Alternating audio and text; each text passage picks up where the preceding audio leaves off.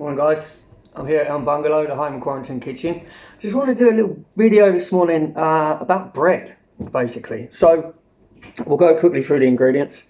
Okay, in here I've got 200ml of warm water, 120ml of warm milk, 20 grams of dried yeast and 20 grams of sugar. In here I've got 500 grams of white bread flour or strong white flour or double O flour, whatever you can get, and salt, olive oil. I'm making a milk loaf. So what I want to do is I want to make a nice little batch, a few batches of soft white rolls. We're going to put flour on the top, cook them gently just so they're nice and soft and light. Okay, so 500 grams of bread flour in the bowl. If you haven't got a food mixer, you'd have to do it by hand. I mean, that takes a little bit of time, but it can be done. If you sift your flour before you put it into your mixing bowl or the bowl that you're going to knead it in, that'll make it a little bit easier for you. So that goes in like so. Then we add the salt to the flour, not to the liquid. Okay, salt does not go in here, it goes in here.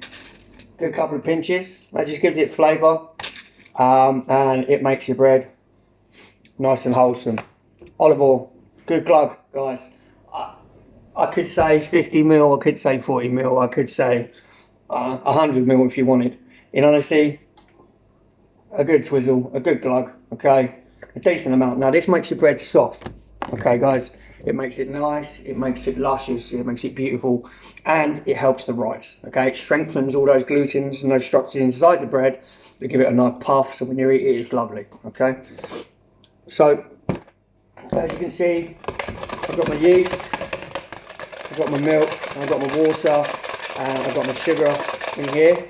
You're going to leave that for a few minutes because it starts to foam up, get the yeast active. While we're waiting for that, I just want to talk about this. Okay, yeast. In the restaurants, we like to use fresh yeast, which is great, but it only lasts 2 weeks, and you can usually buy it in quite big blocks. Now, fresh yeast, you don't have to use a lot to make a good thing happen.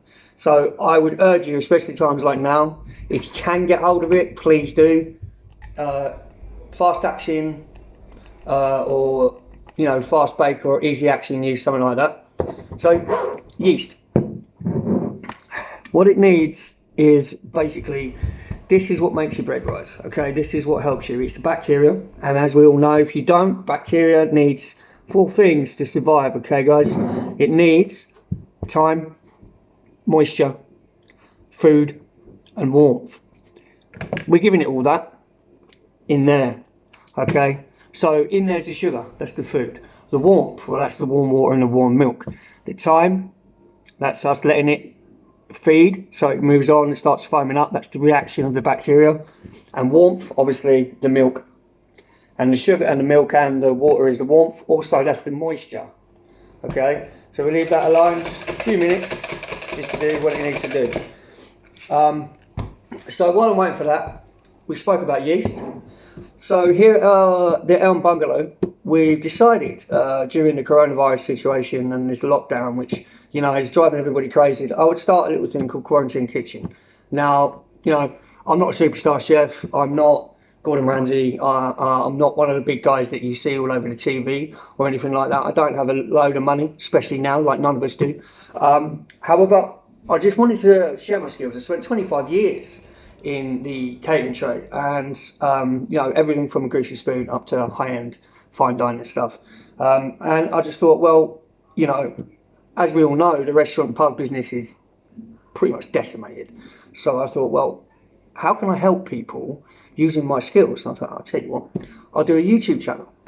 So with that in mind, please like, subscribe, push notifications, and you'll get more as they come on. Okay, anyway, on with the bread.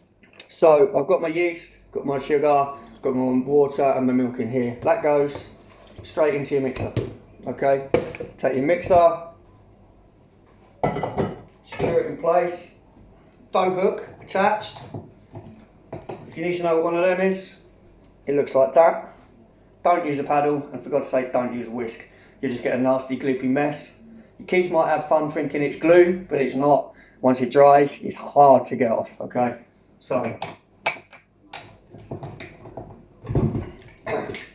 down.